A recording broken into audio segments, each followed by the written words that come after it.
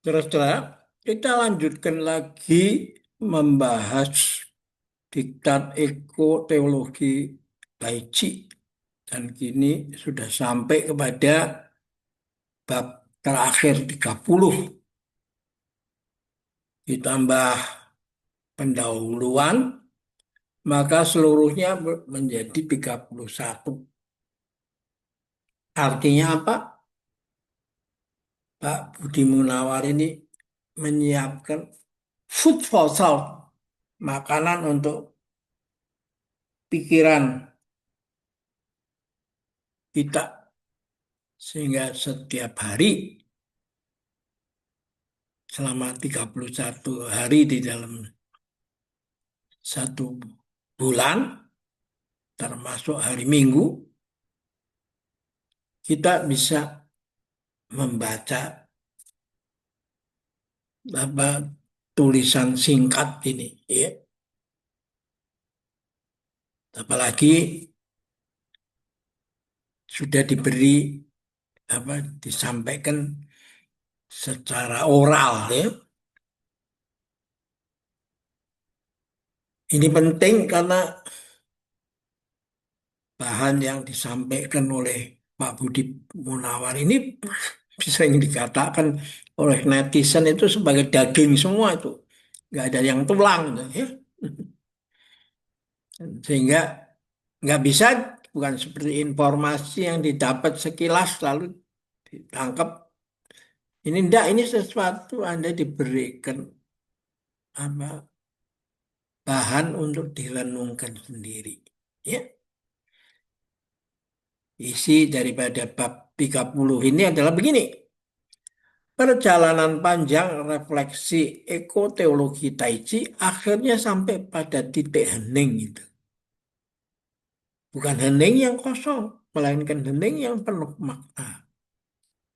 Setelah menelusuri tubuh, alam, waktu, komunitas, politik, pendidikan, krisis, harapan, dan kritik, kini pertanyaan yang tersisa bukan lagi apa yang harus dilakukan, melainkan siapakah manusia yang sedang kita bentuk. Pertanyaan ini lebih sunyi, lebih dalam, dan lebih menentukan. Sebab krisis ekologis pada akhirnya bukan hanya soal bumi yang rusak, tapi soal kedewasaan manusia yang belum matang ini. Nah, ini yang oleh leluhur kita disebut sangkan paraning dumadi. Kamu mesti tahu siapa kamu manusia, ya, dari mana dan mau kemana. Harus bisa hidup secara genah gitu, ya. Tidak kesemrawut seperti itu, saling ngebom, ya. Spiritualitas bumi yang dewasa tidak lahir dari kepanikan atau romantisme. Dia lahir dari keberanian menghadapi kenyataan tanpa menyangkalnya. Dan dari kesetiaan merawat kehidupan tanpa ilusi tentang kendali total itu. Sepanjang bab-bab sebelumnya, Taichi dipahami bukan sebagai teknik, bukan sebagai gaya hidup eksotis, dan bukan sebagai pelarian spiritual, melainkan sebagai laku yang membentuk kesadaran relasional. Kesadaran inilah yang menjadi fondasi spiritualitas bumi yang dewasa itu. Kedewasaan spiritual tidak berarti kehilangan harapan atau kegembiraan. Sebaliknya, ia berarti mampu menempatkan harapan pada tempat yang tepat. Harapan tidak lagi dibebani tugas untuk menjamin keselamatan total, tapi diberi ruang untuk menjadi komitmen etis yang setia. Dalam dunia yang terbiasa mengukur keberhasilan melalui yang cepat dan spektakuler, spiritualitas bumi yang dewasa berani mengatakan bahwa makna tidak selalu sejalan dengan kemenangan. Ya. Václav Havel menulis bahwa harapan adalah keyakinan akan makna, bukan kepastian akan hasil. Seluruh perjalanan ekoteologi Taiji dapat dibaca sebagai upaya menanamkan keyakinan ini dalam tubuh manusia. Waduh, dalam amat ini. Ya. Gerak Taiji yang berulang dan sederhana mengajarkan bahwa kesetiaan pada proses adalah bentuk harapan yang paling jujur. Ia tidak berteriak, tidak bertahan. Spiritualitas bumi yang dewasa juga menuntut perubahan cara manusia memandang dirinya. Manusia tidak lagi ditempatkan sebagai pusat kosmos, melainkan sebagai bagian dari jaringan kehidupan yang lebih luas. Perubahan ini bukan penghinaan terhadap martabat manusia, melainkan pemulihan martabat yang lebih dalam itu. Manusia menjadi bermakna bukan karena dominasinya, tapi karena kemampuannya berelasi, merawat, dan bertanggung jawab. Thomas Berry menegaskan bahwa tantangan terbesar zaman ini adalah transisi dari peranan manusia sebagai penakluk bumi menuju manusia sebagai anggota komunitas bumi.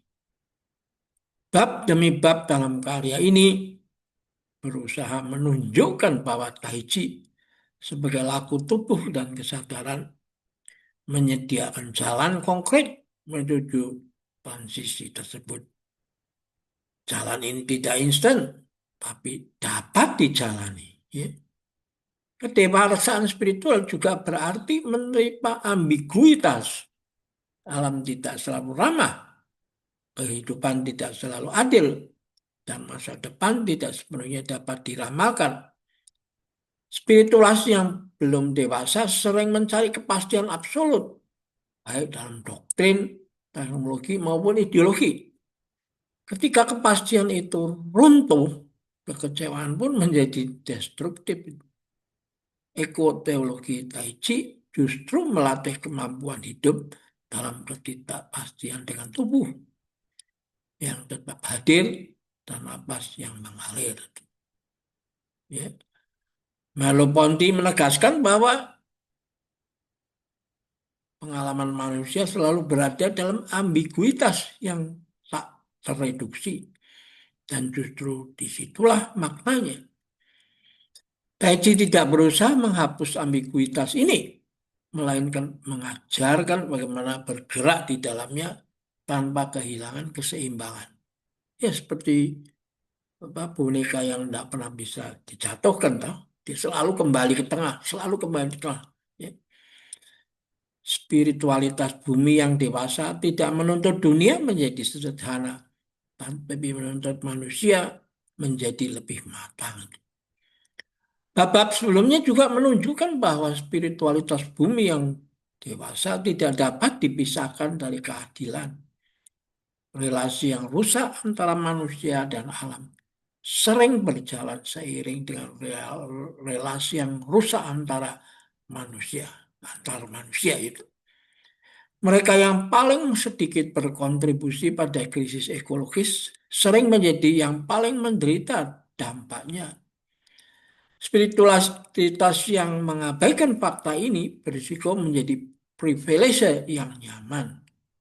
Taiji sebagai laku kesadaran harus terus diikatkan pada kepekaan sosial agar tidak terjebak dalam individualisme yang halus. Hannah Arendt mengingatkan bahwa cinta pada dunia tidak dapat dipisahkan dari tanggung jawab atas kondisi bersama yang memungkinkan kehidupan. Spiritualitas bumi yang dewasa tidak menarik diri dari dunia, tetapi tetap tinggal dan merawatnya. Meskipun dunia ini rapuh dan sering mengecewakan, Taiji membentuk disposisi batin untuk tinggal secara penuh, bukan untuk melarikan diri. Jadi tinggal dalam keadaan susah dan senang itu kan seperti dua sisi dari mata uang yang sama.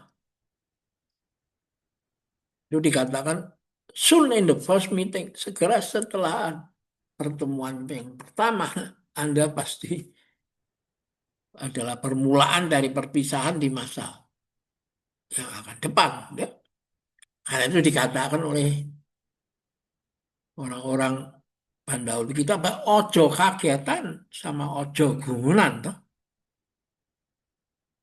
Kedewasaan juga berarti kemampuan mengkritik diri sendiri. Bab tentang romantisme alam menegaskan bahwa ekoteologi Taiji harus terus membuka diri terhadap koreksi. Tidak ada pendekatan yang kebal dari penyederhanaan dan komodifikasi. Spiritualitas bumi yang dewasa bersedia diuji, bahkan diganggu demi kesetiaan pada kehidupan nyata.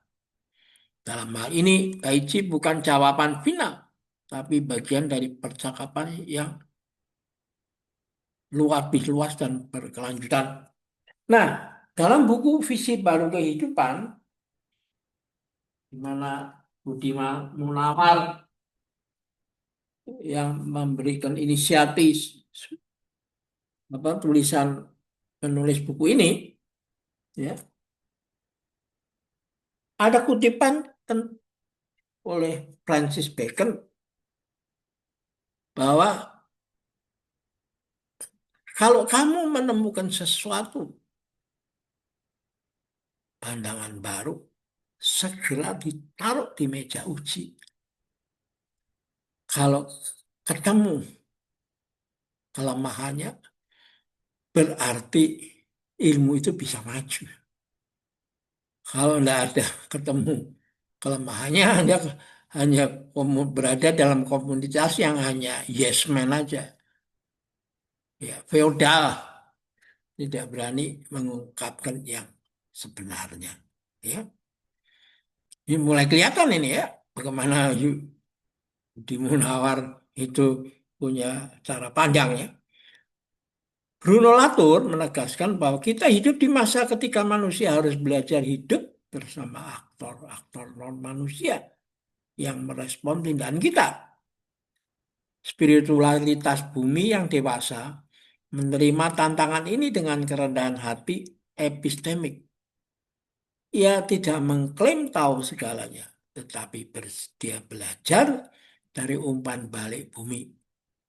Taiji sebagai praktek yang responsif terhadap perubahan kecil dalam tubuh dan ruang, melatih sikap belajar semacam ini. Jika seluruh karya ini dapat dirangkum dalam satu sikap, maka sikap itu adalah kesetiaan. Kesetiaan pada tubuh sebagai tempat kebenaran dialami. Bukan sekedar dipikirkan, kesetiaan pada bumi sebagai rumah bersama, bukan sebagai sumber daya tak terbatas. Ini penting ini yang untuk dieksploitasi. Kesetiaan pada kehidupan sebagai nilai yang tidak selalu menang, tapi selalu layak dirawat. Spiritualitas bumi yang dewasa ini tidak menjanjikan keselamatan total, tapi menawarkan cara hidup yang tidak mengkhianati kehidupan itu sendiri. Simone Weil menulis bahwa perhatian adalah bentuk kasih yang paling murni. Seluruh praktek Taiji dapat dipahami sebagai latihan perhatian. Perhatian pada napas, pada keseimbangan dan ruang, dan pada relasi. Dari perhatian inilah kasih terhadap bumi tumbuh tanpa harus dipaksakan. Kasih yang lahir dari perhatian tidak sentimental, tapi bertanggung jawab. Bab penutup ini tidak dimaksudkan sebagai penegasan akhir, melainkan sebagai undangan terbuka. Ini kan ini. Persis pernyataan Francis Bacon ya. Undangan untuk melanjutkan perjalanan dalam bentuk yang beragam sesuai dengan konteks dan kebutuhan. Eko teologi Taiji tidak meminta keseragaman, tapi kesetiaan pada prinsip kehidupan yang telah direnungkan bersama. Setiap tubuh, setiap komunitas dan setiap tempat akan menemukan ungkapan yang berbeda. Dalam dunia yang sedang berubah dengan cepat dan sering menyakitkan, spiritualitas bumi yang dewasa bukan kemewahan, ya, melainkan kebutuhan. Tanpa teknologi kehilangan arah, yang penting ini. Politik kehilangan legitimasi ini. Seperti terus apa podcast-podcast yang saling menghajam untuk mereka yang mau bersaing. Seperti permainan sepak bola bukan dimainkan dengan fair, tapi dengan menarik celananya, menggait kakinya supaya jatuh. Nah, apakah ini peradaban yang mau kita bangun? Dan harapan lalu kehilangan kedalaman. Ini ada permukaan aja, janji-janji di muka, di atas permukaan ya, untuk menarik massa. No? Tai Chi dengan geraknya yang pelan dan rendah hati menawarkan satu kemungkinan jalan. Jalan ini tidak menjanjikan kemudahan, tapi menawarkan kejujuran. Tidak menjanjikan kemenangan, tapi menawarkan makna. Pada akhirnya, teologi Tai Chi bukan tentang menyelamatkan bumi sendirian. Ia tentang belajar hidup sedemikian rupa, sehingga keberadaan manusia tidak menjadi beban yang tak tertanggungkan bagi bumi. Jika manusia dapat belajar bergerak lebih pelan, mendengar lebih dalam, ya, dan merawat lebih setia, mungkin bumi tidak perlu diselamatkan. Kan ya, ya tidak lagi diserang itu. Dan jika suatu hari nanti generasi yang akan datang bertanya, bagaimana manusia menanggapi krisis besar zamannya? Mungkin jawaban yang jujur, paling jujur, bukanlah daftar kebijaksanaan atau teknologi, melainkan kesaksian sederhana bahwa sebagian manusia belajar kembali bagaimana berdiri, bernapas, dan bergerak bersama bumi. Dalam kesaksian yang sederhana itulah spiritualitas bumi yang dewasa menemukan jejaknya ya. Ya, ya dan walah inilah saya ini yang sering dalam narasi Tai Chi itu langit, bumi dan manusia menjadi satu. Karena itu ada gerakan si bumi ditarik, ditemukan menjadi dengan langit si langit ketujuh ya. Lalu terus lagi sehingga akhirnya kita sampai kepada satu kesadaran bahwa di empat samudra dan lima benua semua orang bersaudara. Artinya apa? Kalau dunia menderita, saya ikut menderita. Kalau manusia sakit, saya ikut merasa sakit. Ya, Lao Tzu mengatakan, to the mind that is still, bagi pikiran yang bisa hening, the whole universe, seluruh alam semesta, surrender itu. Jadi bukan pikiran yang selalu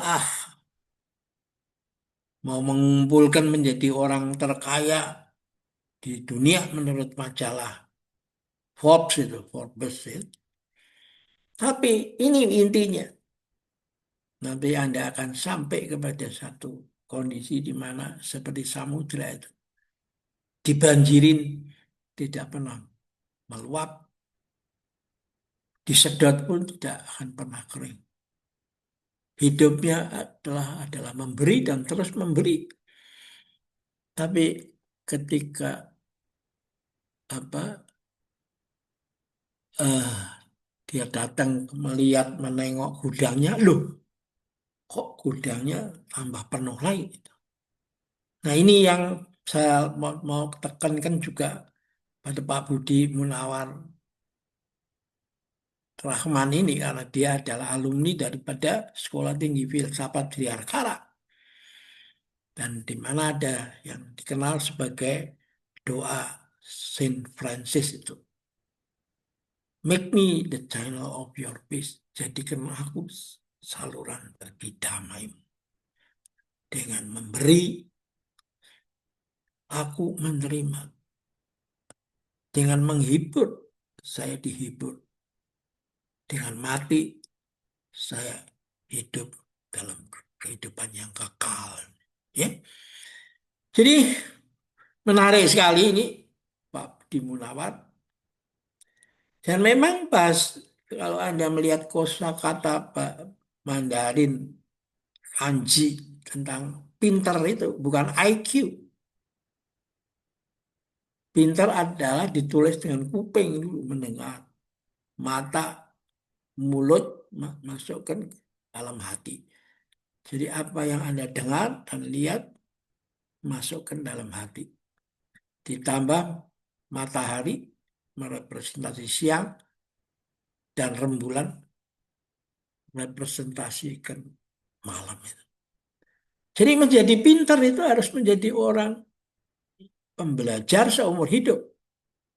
Bukan yang mengandalkan IQ lalu kemana-mana disodor-sodorkan supaya diterima di pekerjaan atau di universitas tertentu. Ya, ya, jabatan tertentu. Nah. Menurut saya karena itu ekoteologi dari Taiji dan yang dibuat oleh apa Bapak Dr. Budi Mulawar Rahman ini menurut saya walah kita hanya bisa diam dan please go ahead aja. Terus you are on the right track Pak Budi. Ya, ini dia punya apa daftar pustaka. Ya, oke kita akhirin dulu di sini. Sampai jumpa lagi di waktu yang akan datang.